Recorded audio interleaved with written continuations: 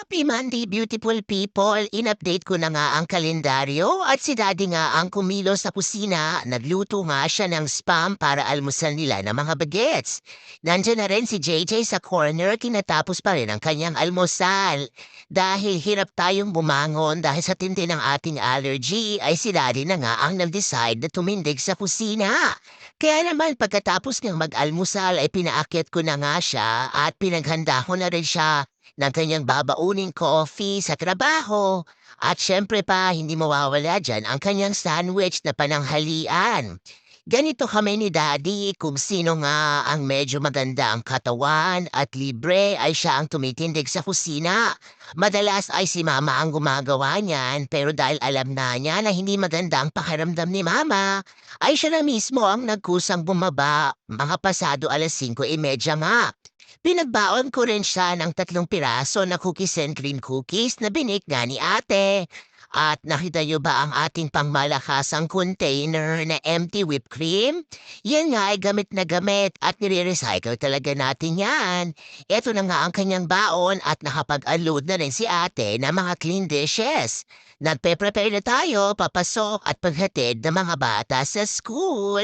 Maaga na nga ang umalis si Daddy dahil malayo ang kanyang trabaho. At ako nga ang naghatid sa ating mga bagets. As always, habang tayo ay nagmamaneho, ay patuloy ang paalala ni Mama sa kanyang mga anak to always make good choices dahil iba na nga ang panahon ngayon. Mabuti na lang talaga ay mababait din ang ating mga anak at sumusunod pa nga yan kay Mama. Pasensya na talaga sa kanila dahil hindi mawawala ang pagiging magulang natin kaya naman lagi tayong nagpapaalala. Pagkababa nga ng ating mga bagets ay nag-drive muna tayo pabalik sa bahay dahil ang first patient natin ay nakaschedule ng 9 o'clock. Tinapos ko muna ang ating black coffee at eto na nga at nagligpit na tayo ng ating family room. Hindi mawawala kay Mama ang paglilinis ng bahay bago nga tayo pumasok sa trabaho dahil talagang ayaw na ayaw ko ng madumi at makalat na bahay. At bago ang lahat, mag-hula hoop muna tayo para sa ating exercise. Maganda rin itong pangtanggal ng back pain kaya naman sinasagad ko at inaaraw-araw natin yan for 10 minutes. At pagkatapos nga ay inubos pa rin natin ang ating black coffee dahil coffee is life.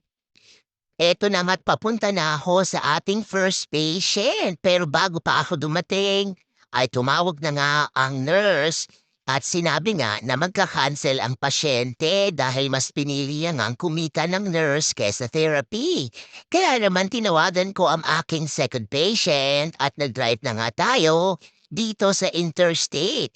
Medyo nakakainis din dahil nabawasan tayo ng 1 visit pero wala tayong magagawa dahil ganyan talaga ang buhay nating home health therapist. Nandito na naman tayo sa countryside at kung nakita nyo nga, ay puro farm na ang mga bahay dito. Kapag drive tayo sa countryside ay mas marami pa tayong nakikita mga hayop kesa sa tao. Edi wow, siopaw! Ine-enjoy ko pa rin ang ating morning coffee dahil medyo antok pa nga tayo.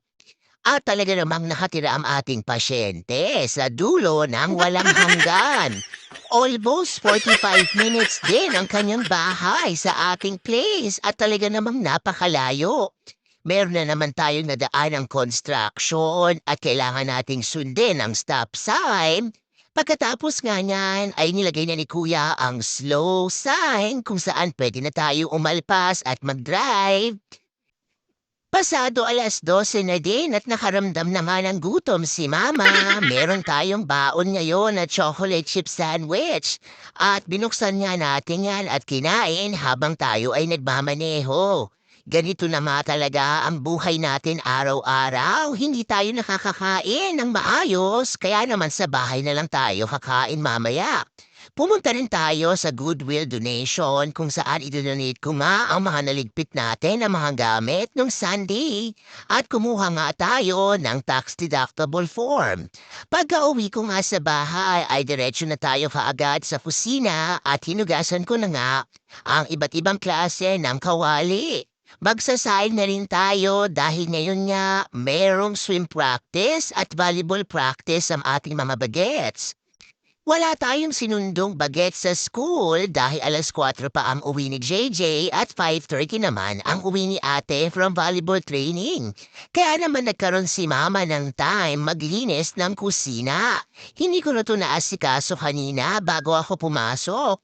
At eto na nga, nagsasaing na tayo dahil tayong mga Pinoy, rice is life, edi wow, siopaw. Pati nga mga anak namin ay hindi sanay na hindi kumakain ng kanin, talaga namang Pinoy by heart.